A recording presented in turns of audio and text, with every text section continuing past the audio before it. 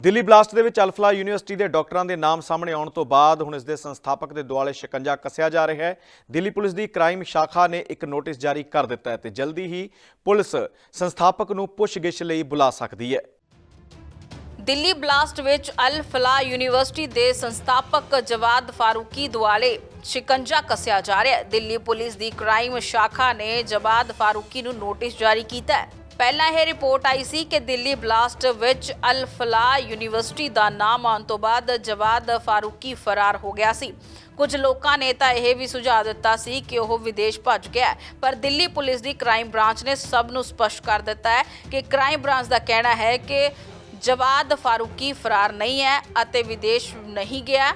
ਇਹ ਮਾਮਲੇ ਸੰਬੰਧੀ ਉਸ ਨੂੰ ਨੋਟਿਸ ਜਾਰੀ ਕੀਤਾ ਗਿਆ। ਉਸ ਨੂੰ ਜਲਦ ਹੀ ਪੁੱਛਗਿੱਛ ਲਈ ਬੁਲਾਇਆ ਜਾਵੇਗਾ। ਦਿੱਲੀ ਪੁਲਿਸ ਦੀ ਕ੍ਰਾਈਮ ਬ੍ਰਾਂਚ ਮੁਤਾਬਕ ਵਿਦਿਆਰਥੀਆਂ ਨੂੰ ਯੂਨੀਵਰਸਿਟੀ ਦੀ ਵੈਬਸਾਈਟ ਤੇ UGC 12ਵੀਂ ਸਰਟੀਫਿਕੇਟ ਦਾ ਝੂਠਾ ਦਾਅਵਾ ਕਰਕੇ ਦਾਖਲੇ ਲਈ ਲਾਲਚ ਦਿੱਤਾ ਗਿਆ ਸੀ। 2018 ਵਿੱਚ NACC ਦੀ ਮਾਨਤਾ ਖਤਮ ਹੋਣ ਦੇ ਬਾਵਜੂਦ ਵੀ ਯੂਨੀਵਰਸਿਟੀ ਦਾਖਲੇ ਸਵੀਕਾਰ ਕਰਦੀ ਰਹੀ ਅਤੇ ਇਸ ਦੇ ਖਿਲਾਫ ਧੋਖਾਧੜੀ ਅਤੇ ਜਾਲਸਾਜ਼ੀ ਦੇ ਦੋਸ਼ਾਂ ਦੇ ਤਹਿਤ ਮਾਮਲਾ ਦਰਜ ਕੀਤਾ ਗਿਆ। ਦਿੱਲੀ ਪੁਲਿਸ ਦਾ ਕਹਿਣਾ ਹੈ ਕਿ ਇਹਨਾਂ ਸਾਰੇ ਮਾਮਲਿਆਂ ਬਾਰੇ ਜਵਾਦ ਫਾਰੂਕੀ ਤੋਂ ਪੁੱਛਗਿੱਛ ਕੀਤੀ ਜਾਵੇਗੀ। ਯੂਨੀਵਰਸਿਟੀ ਅਤੇ ਧਮਾਕੇ ਵਿੱਚ ਸ਼ਾਮਲ ਡਾਕਟਰਾਂ ਦੀ ਵੀ ਪੂਰੀ ਤਰ੍ਹਾਂ ਜਾਂਚ ਕੀਤੀ ਜਾਵੇਗੀ। ਅਲ ਫਲਾਹ ਯੂਨੀਵਰਸਿਟੀ ਦੇ ਮਾਲਕ 61 ਸਾਲਾ ਜਾਵੇਦ ਅਹਿਮਦ ਸਿੱਦਕੀ ਨੇ 3 ਸਾਲ ਜੇਲ੍ਹ ਕੱਟੀ। ਉਹ ਪਹਿਲਾਂ ਚਿੱਟ ਫੰਡ ਦਾ ਕੰਮ ਕਰਦਾ ਸੀ, ਪਰ ਬਾਅਦ ਦੇ ਵਿੱਚ ਉਹ ਲੋਕਾਂ ਦਾ ਕਰਜ਼ਾ ਵਾਪਸ ਕਰਨ ਵਿੱਚ ਅਸਫਲ ਰਿਹਾ। ਉਸ ਖਿਲਾਫ 14 ਤੋਂ 15 FIRs ਦਰਜ ਕੀਤੀਆਂ ਗਈਆਂ ਸਨ। ਮੰਨਿਆ ਜਾਂਦਾ ਹੈ ਕਿ ਉਹਨਾਂ ਨੇ ਇਸ ਪੈਸੇ ਦੀ ਦੁਰਵਰਤੋਂ ਯੂਨੀਵਰਸਿਟੀ ਸਥਾਪਨਾ ਵਿੱਚ ਕੀਤੀ ਸੀ। ਹਾਲਾਂਕਿ ਬਾਅਦ ਵਿੱਚ ਉਹਨਾਂ ਨੇ ਸਾਰਿਆਂ ਦੇ ਪੈਸੇ ਵਾਪਸ ਕਰ ਦਿੱਤੇ ਤੇ ਸਾਰੇ ਮਾਮਲਿਆਂ ਵਿੱਚ ਬਰੀ ਹੋ ਗਿਆ। ਮਾਲਕ ਜਾਵੇਦ ਨੇ ਇੰਦੌਰ ਤੋਂ ਸਿਵਲ ਇੰਜੀਨੀਅਰਿੰਗ ਵਿੱਚ BTech ਦੀ ਡਿਗਰੀ ਹਾਸਲ ਕੀਤੀ। 1992 ਵਿੱਚ ਉਸਨੇ ਜਾਮੀਆ ਮਿਲਿਆ ਇਸਲਾਮੀਆ ਯੂਨੀਵਰਸਿਟੀ ਵਿੱਚ ਸਹਾਇਕ ਪ੍ਰੋਫੈਸਰ ਵਜੋਂ ਕੰਮ ਸ਼ੁਰੂ ਕੀਤਾ, ਜਿੱਥੇ ਉਸਨੇ ਜਨਵਰੀ 1994 ਤੱਕ ਕੰਮ ਕੀਤਾ। ਉਸ ਦੀਆਂ 2 ਭੈਣਾਂ ਤੇ ਉਸਦੇ 2 ਪੁੱਤਰ ਦੁਬਈ ਵਿੱਚ ਰਹਿੰਦੀਆਂ ਹਨ। ਸਿੱਦਕੀ ਨਿਵੇਸ਼ ਸਿੱਖਿਆ, ਸਾਫਟਵੇਅਰ, ਊਰਜਾ, ਨਿਰਯਾਤ ਅਤੇ ਸਲਾਹਕਾਰੀ ਵਿੱਚ ਸ਼ਾਮਲ 9 ਕੰਪਨੀਆਂ ਦੇ ਡਾਇਰੈਕਟਰ ਹਨ। ਦਿੱਲੀ ਬਲਾਸਟ ਵਿੱਚ ਅਲ ਫਲਾਹ ਯੂਨੀਵਰਸਿਟੀ ਦੇ ਸੰਸਥਾਪਕ ਜਵਾਦ ਫਾਰੂਕੀ ਦੁਆਲੇ ਸ਼ਿਕੰਜਾ ਕੱਸਿਆ ਜਾ ਰਿਹਾ ਹੈ। ਦਿੱਲੀ ਪੁਲਿਸ ਦੀ ਕ੍ਰਾਈਮ ਸ਼ਾਖਾ ਨੇ ਜਵਾਦ ਫਾਰੂਕੀ ਨੂੰ ਨੋਟਿਸ ਜਾਰੀ ਕੀਤਾ ਹੈ। ਪਹਿਲਾਂ ਇਹ ਰਿਪੋਰਟ ਆਈ ਸੀ ਕਿ ਦਿੱਲੀ ਬਲਾਸਟ ਵਿੱਚ ਅਲ ਫਲਾਹ ਯੂਨੀਵਰਸਿਟੀ ਦਾ ਨਾਮ ਆਉਣ ਤੋਂ ਬਾਅਦ ਜਵਾਦ ਫਾਰੂਕੀ ਫਰਾਰ ਹੋ ਗਿਆ ਸੀ। ਕੁਝ ਲੋਕਾਂ ਨੇ ਤਾਂ ਇਹ ਵੀ ਸੁਝਾਅ ਦਿੱਤਾ ਸੀ ਕਿ ਉਹ ਵਿਦੇਸ਼ ਭੱਜ ਗਿਆ, ਪਰ ਦਿੱਲੀ ਪੁਲਿਸ ਦੀ ਕ੍ਰਾਈਮ ਬ੍ਰਾਂਚ ਨੇ ਸਭ ਨੂੰ ਸਪਸ਼ਟ ਕਰ ਦਿੱਤਾ ਹੈ ਕਿ ਕ੍ਰਾਈਮ ਬ੍ਰਾਂਚ ਦਾ ਕਹਿਣਾ ਹੈ ਕਿ ਜਵਾਦ ਫਾਰੂਕੀ ਫਰਾਰ ਨਹੀਂ ਹੈ ਅਤੇ ਵਿਦੇਸ਼ ਨਹੀਂ ਗਿਆ। ਇਹ ਮਾਮਲੇ ਸੰਬੰਧੀ ਉਸ ਨੂੰ ਨੋਟਿਸ ਜਾਰੀ ਕੀਤਾ ਗਿਆ। ਉਸ ਨੂੰ ਜਲਦ ਹੀ ਪੁੱਛਗਿੱਛ ਲਈ ਬੁਲਾਇਆ ਜਾਵੇਗਾ। ਦਿੱਲੀ ਪੁਲਿਸ ਦੀ ਕ੍ਰਾਈਮ ਬ੍ਰਾਂਚ ਮੁਤਾਬਕ ਵਿਦਿਆਰਥੀਆਂ ਨੂੰ ਯੂਨੀਵਰਸਿਟੀ ਦੀ ਵੈਬਸਾਈਟ ਤੇ UGC 12ਵੀਂ ਸਰਟੀਫਿਕੇਟ ਦਾ ਝੂਠਾ ਦਾਅਵਾ ਕਰਕੇ ਦਾਖਲੇ ਲਈ ਲਾਲਚ ਦਿੱਤਾ ਗਿਆ ਸੀ। 2018 ਵਿੱਚ NACC ਦੀ ਮਾਨਤਾ ਖਤਮ ਹੋਣ ਦੇ ਬਾਵਜੂਦ ਵੀ ਯੂਨੀਵਰਸਿਟੀ ਦਾਖਲੇ ਸਵੀਕਾਰ ਕਰਦੀ ਰਹੀ ਅਤੇ ਇਸ ਦੇ ਖਿਲਾਫ ਧੋਖਾਧੜੀ ਅਤੇ ਜਾਲਸਾਜ਼ੀ ਦੇ ਦੋਸ਼ਾਂ ਦੇ ਤਹਿਤ ਮਾਮਲਾ ਦਰਜ ਕੀਤਾ ਗਿਆ। ਦਿੱਲੀ ਪੁਲਿਸ ਦਾ ਕਹਿਣਾ ਹੈ ਕਿ ਇਹਨਾਂ ਸਾਰੇ ਮਾਮਲਿਆਂ ਬਾਰੇ ਜਵਾਦ ਫਾਰੂਕੀ ਤੋਂ ਪੁੱਛਗਿੱਛ ਕੀਤੀ ਜਾਵੇਗੀ। ਯੂਨੀਵਰਸਿਟੀ ਅਤੇ ਧਮਾਕੇ ਵਿੱਚ ਸ਼ਾਮਲ ਡਾਕਟਰਾਂ ਦੀ ਵੀ ਪੂਰੀ ਤਰ੍ਹਾਂ ਜਾਂਚ ਕੀਤੀ ਜਾਵੇਗੀ। ਅਲ ਫਲਾਹ ਯੂਨੀਵਰਸਿਟੀ ਦੇ ਮਾਲਕ 61 ਸਾਲਾ ਜਾਵੇਦ ਅਹਿਮਦ ਸਿੱਦਕੀ ਨੇ 3 ਸਾਲ ਜੇਲ੍ਹ ਕੱਟੀ। ਉਹ ਪਹਿਲਾਂ ਚਿੱਟ ਫੰਡ ਦਾ ਕੰਮ ਕਰਦਾ ਸੀ, ਪਰ ਬਾਅਦ ਦੇ ਵਿੱਚ ਉਹ ਲੋਕਾਂ ਦਾ ਕਰਜ਼ਾ ਵਾਪਸ ਕਰਨ ਵਿੱਚ ਅਸਫਲ ਰਿਹਾ। ਉਸ ਖਿਲਾਫ 14 ਤੋਂ 15 FIRs ਦਰਜ ਕੀਤੀਆਂ ਗਈਆਂ ਸਨ। ਮੰਨਿਆ ਜਾਂਦਾ ਹੈ ਕਿ ਉਹਨਾਂ ਨੇ ਇਸ ਪੈਸੇ ਦੀ ਦੁਰਵਰਤੋਂ ਯੂਨੀਵਰਸਿਟੀ ਸਥਾਪਨਾ ਵਿੱਚ ਕੀਤੀ ਸੀ। ਹਾਲਾਂਕਿ ਬਾਅਦ ਵਿੱਚ ਉਹਨਾਂ ਨੇ ਸਾਰਿਆਂ ਦੇ ਪੈਸੇ ਵਾਪਸ ਕਰ ਦਿੱਤੇ ਤੇ ਸਾਰੇ ਮਾਮਲਿਆਂ ਵਿੱਚ ਬਰੀ ਹੋ ਗਿਆ। ਮਾਲਕ ਜਾਵੇਦ ਨੇ ਇੰਦੌਰ ਤੋਂ ਸਿਵਲ ਇੰਜੀਨੀਅਰਿੰਗ ਵਿੱਚ BTech ਦੀ ਡਿਗਰੀ ਹਾਸਲ ਕੀਤੀ। 1992 ਵਿੱਚ ਉਸਨੇ ਜਾਮੀਆ ਮਿਲਿਆ ਇਸਲਾਮੀਆ ਯੂਨੀਵਰਸਿਟੀ ਵਿੱਚ ਸਹਾਇਕ ਪ੍ਰੋਫੈਸਰ ਵਜੋਂ ਕੰਮ ਸ਼ੁਰੂ ਕੀਤਾ, ਜਿੱਥੇ ਉਸਨੇ ਜਨਵਰੀ 1994 ਤੱਕ ਕੰਮ ਕੀਤਾ। ਉਸ ਦੀਆਂ 2 ਭੈਣਾਂ ਤੇ ਉਸਦੇ 2 ਪੁੱਤਰ ਦੁਬਈ ਵਿੱਚ ਰਹਿੰਦੀਆਂ ਹਨ। ਸਿੱਦਕੀ ਨਿਵੇਸ਼ ਸਿੱਖਿਆ, ਸਾਫਟਵੇਅਰ, ਊਰਜਾ, ਨਿਰਯਾਤ ਅਤੇ ਸਲਾਹਕਾਰੀ ਵਿੱਚ ਸ਼ਾਮਲ 9 ਕੰਪਨੀਆਂ ਦੇ ਡਾਇਰੈਕਟਰ ਹਨ। ਦਿੱਲੀ ਬਲਾਸਟ ਵਿੱਚ ਅਲ ਫਲਾਹ ਯੂਨੀਵਰਸਿਟੀ ਦੇ ਸੰਸਥਾਪਕ ਜਵਾਦ ਫਾਰੂਕੀ ਦੁਆਲੇ ਸ਼ਿਕੰਜਾ ਕੱਸਿਆ ਜਾ ਰਿਹਾ ਹੈ। ਦਿੱਲੀ ਪੁਲਿਸ ਦੀ ਕ੍ਰਾਈਮ ਸ਼ਾਖਾ ਨੇ ਜਵਾਦ ਫਾਰੂਕੀ ਨੂੰ ਨੋਟਿਸ ਜਾਰੀ ਕੀਤਾ ਹੈ। ਪਹਿਲਾਂ ਇਹ ਰਿਪੋਰਟ ਆਈ ਸੀ ਕਿ ਦਿੱਲੀ ਬਲਾਸਟ ਵਿੱਚ ਅਲ ਫਲਾਹ ਯੂਨੀਵਰਸਿਟੀ ਦਾ ਨਾਮ ਆਉਣ ਤੋਂ ਬਾਅਦ ਜਵਾਦ ਫਾਰੂਕੀ ਫਰਾਰ ਹੋ ਗਿਆ ਸੀ।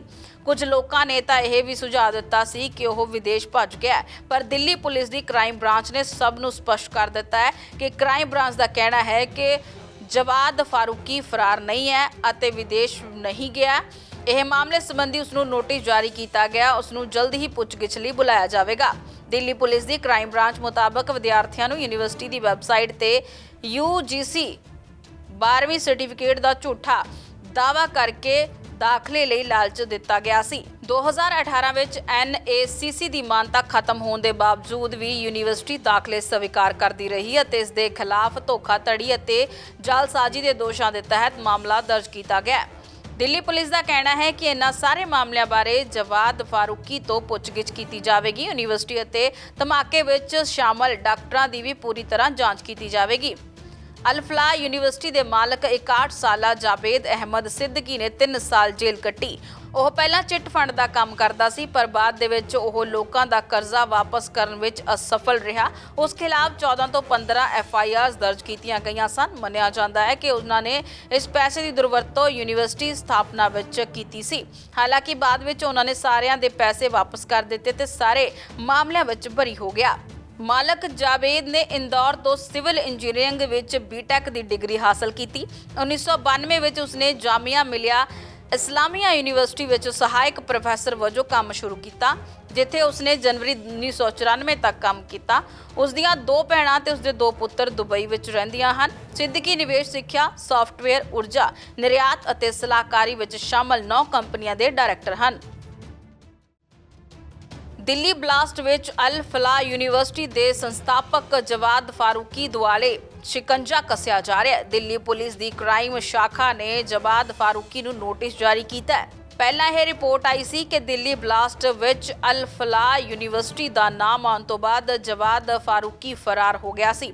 ਕੁਝ ਲੋਕਾਂ ਨੇ ਤਾਂ ਇਹ ਵੀ ਸੁਝਾਅ ਦਿੱਤਾ ਸੀ ਕਿ ਉਹ ਵਿਦੇਸ਼ ਭੱਜ ਗਿਆ ਹੈ, ਪਰ ਦਿੱਲੀ ਪੁਲਿਸ ਦੀ ਕ੍ਰਾਈਮ ਬ੍ਰਾਂਚ ਨੇ ਸਭ ਨੂੰ ਸਪਸ਼ਟ ਕਰ ਦਿੱਤਾ ਹੈ ਕਿ ਕ੍ਰਾਈਮ ਬ੍ਰਾਂਚ ਦਾ ਕਹਿਣਾ ਹੈ ਕਿ ਜਵਾਦ ਫਾਰੂਕੀ ਫਰਾਰ ਨਹੀਂ ਹੈ ਅਤੇ ਵਿਦੇਸ਼ ਨਹੀਂ ਗਿਆ। ਇਹ ਮਾਮਲੇ ਸੰਬੰਧੀ ਉਸ ਨੂੰ ਨੋਟਿਸ ਜਾਰੀ ਕੀਤਾ ਗਿਆ। ਉਸ ਨੂੰ ਜਲਦ ਹੀ ਪੁੱਛਗਿੱਛ ਲਈ ਬੁਲਾਇਆ ਜਾਵੇਗਾ। ਦਿੱਲੀ ਪੁਲਿਸ ਦੀ ਕ੍ਰਾਈਮ ਬ੍ਰਾਂਚ ਮੁਤਾਬਕ ਵਿਦਿਆਰਥੀਆਂ ਨੂੰ ਯੂਨੀਵਰਸਿਟੀ ਦੀ ਵੈਬਸਾਈਟ ਤੇ UGC 12ਵੀਂ ਸਰਟੀਫਿਕੇਟ ਦਾ ਝੂਠਾ ਦਾਅਵਾ ਕਰਕੇ ਦਾਖਲੇ ਲਈ ਲਾਲਚ ਦਿੱਤਾ ਗਿਆ ਸੀ। 2018 ਵਿੱਚ NACC ਦੀ ਮਾਨਤਾ ਖਤਮ ਹੋਣ ਦੇ ਬਾਵਜੂਦ ਵੀ ਯੂਨੀਵਰਸਿਟੀ ਦਾਖਲੇ ਸਵੀਕਾਰ ਕਰਦੀ ਰਹੀ ਅਤੇ ਇਸ ਦੇ ਖਿਲਾਫ ਧੋਖਾਧੜੀ ਅਤੇ ਜਾਲਸਾਜ਼ੀ ਦੇ ਦੋਸ਼ਾਂ ਦੇ ਤਹਿਤ ਮਾਮਲਾ ਦਰਜ ਕੀਤਾ ਗਿਆ। ਦਿੱਲੀ ਪੁਲਿਸ ਦਾ ਕਹਿਣਾ ਹੈ ਕਿ ਇਹਨਾਂ ਸਾਰੇ ਮਾਮਲਿਆਂ ਬਾਰੇ ਜਵਾਦ ਫਾਰੂਕੀ ਤੋਂ ਪੁੱਛਗਿੱਛ ਕੀਤੀ ਜਾਵੇਗੀ। ਯੂਨੀਵਰਸਿਟੀ ਅਤੇ ਧਮਾਕੇ ਵਿੱਚ ਸ਼ਾਮਲ ਡਾਕਟਰਾਂ ਦੀ ਵੀ ਪੂਰੀ ਤਰ੍ਹਾਂ ਜਾਂਚ ਕੀਤੀ ਜਾਵੇਗੀ। ਅਲ-ਫਲਾਹ ਯੂਨੀਵਰਸਿਟੀ ਦੇ ਮਾਲਕ 61 ਸਾਲਾ ਜਾਵੇਦ ਅਹਿਮਦ ਸਿੱਦਕੀ ਨੇ 3 ਸਾਲ ਜੇਲ੍ਹ ਕੱਟੀ। ਉਹ ਪਹਿਲਾਂ ਚਿੱਟ ਫੰਡ ਦਾ ਕੰਮ ਕਰਦਾ ਸੀ, ਪਰ ਬਾਅਦ ਦੇ ਵਿੱਚ ਉਹ ਲੋਕਾਂ ਦਾ ਕਰਜ਼ਾ ਵਾਪਸ ਕਰਨ ਵਿੱਚ ਅਸਫਲ ਰਿਹਾ। ਉਸ ਖਿਲਾਫ 14 ਤੋਂ 15 FIRs ਦਰਜ ਕੀਤੀਆਂ ਗਈਆਂ ਸਨ। ਮੰਨਿਆ ਜਾਂਦਾ ਹੈ ਕਿ ਉਹਨਾਂ ਨੇ ਇਸ ਪੈਸੇ ਦੀ ਦੁਰਵਰਤੋਂ ਯੂਨੀਵਰਸਿਟੀ ਸਥਾਪਨਾ ਵਿੱਚ ਕੀਤੀ ਸੀ। ਹਾਲਾਂਕਿ ਬਾਅਦ ਵਿੱਚ ਉਹਨਾਂ ਨੇ ਸਾਰਿਆਂ ਦੇ ਪੈਸੇ ਵਾਪਸ ਕਰ ਦਿੱਤੇ ਤੇ ਸਾਰੇ ਮਾਮਲਿਆਂ ਵਿੱਚ ਬਰੀ ਹੋ ਗਿਆ। ਮਾਲਕ ਜਾਵੇਦ ਨੇ ਇੰਦੌਰ ਤੋਂ ਸਿਵਲ ਇੰਜੀਨੀਅਰਿੰਗ ਵਿੱਚ BTech ਦੀ ਡਿਗਰੀ ਹਾਸਲ ਕੀਤੀ। 1992 ਵਿੱਚ ਉਸਨੇ ਜਾਮੀਆ ਮਿਲਿਆ ਇਸਲਾਮੀਆ ਯੂਨੀਵਰਸਿਟੀ ਵਿੱਚ ਸਹਾਇਕ ਪ੍ਰੋਫੈਸਰ ਵਜੋਂ ਕੰਮ ਸ਼ੁਰੂ ਕੀਤਾ, ਜਿੱਥੇ ਉਸਨੇ ਜਨਵਰੀ 1994 ਤੱਕ ਕੰਮ ਕੀਤਾ। ਉਸ ਦੀਆਂ 2 ਭੈਣਾਂ ਤੇ ਉਸਦੇ 2 ਪੁੱਤਰ ਦੁਬਈ ਵਿੱਚ ਰਹਿੰਦੀਆਂ ਹਨ। ਸਿੱਦਕੀ ਨਿਵੇਸ਼ ਸਿੱਖਿਆ, ਸਾਫਟਵੇਅਰ, ਊਰਜਾ, ਨਿਰਯਾਤ ਅਤੇ ਸਲਾਹਕਾਰੀ ਵਿੱਚ ਸ਼ਾਮਲ 9 ਕੰਪਨੀਆਂ ਦੇ ਡਾਇਰੈਕਟਰ ਹਨ। ਨਿਡਰ ਹਾਂ, ਨਿਰਪੱਖ ਰਹਾਂਗੇ, ਆਜ਼ਾਦ ਹਾਂ, ਸੱਚ ਕਹਾਂਗੇ।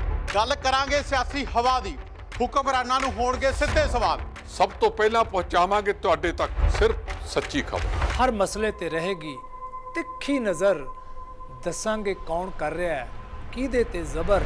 ਵਿਦੇਸ਼ਾਂ ਦੇ ਵਿੱਚ ਬੈਠੇ ਪੰਜਾਬੀਆਂ ਦੇ ਹੱਕ ਦੀ ਕਰਾਂਗੇ ਗੱਲ। ਕੈਨੇਡਾ, ਅਮਰੀਕਾ ਦੀ ਹਰ ਸਿਆਸੀ ਖਬਰ ਲੈ ਕੇ ਆਵਾਂਗੇ ਤੁਹਾਡੇ ਵੱਲ। ਉਭਰਾਂਗੇ ਪੰਜਾਬ ਦੀ ਆਵਾਜ਼ ਬਣ ਕੇ, ਹਰ ਮੁੱਦੇ ਤੇ ਹੋਣਗੇ ਰੋਜ਼ ਚਰਚੇ। ਖੋਲਾਂਗੇ ਅੰਦਰੂਨੀ ਰਾਜ਼, ਬਣਾਂਗੇ ਬੁਲੰਦ ਆਵਾਜ਼। ਖੇਡ, ਸਿੱਖਿਆ, ਖੇਤੀ ਦੀ ਬਾਤ ਪਾਵਾਂਗੇ, ਹਰ ਪਿੰਡ ਹਰ ਸ਼ਹਿਰ ਜਾਵਾਂਗੇ। ਗਾਇਕਾਂ ਤੇ ਅਦਾਕਾਰਾਂ ਨਾਲ ਕਰਵਾਵਾਂਗੇ ਮੁਲਾਕਾਤ ਤੇ ਕਲਾਕਾਰਾਂ ਦੀ ਜ਼ਿੰਦਗੀ ਤੇ ਮਾਰਾਂਗੇ ਝਾਤ। अब धर्म, धरोहर, संस्कृति और सेहत की होगी बात। अब D5 चैनल हिंदी भी होगा साथ। ਕੀ ਨੇ ਸਾਡੇ ਕਾਨੂੰਨ, ਫਰਜ਼ ਤੇ ਅਧਿਕਾਰ? ਕੀ ਕਰਦੀ ਹੈ ਸਾਡੀ ਸਰਕਾਰ? ਕੀ ਹੈ ਤੁਹਾਡੀ ਮੁਸ਼ਕਲ ਦਾ ਹੱਲ? D5 ਚੈਨਲ ਪੰਜਾਬੀ ਦੀ ਕਚਹਿਰੀ 'ਚ ਹੋਵੇਗੀ ਸਿਰਫ ਲੋਕਾਂ ਦੀ ਗੱਲ।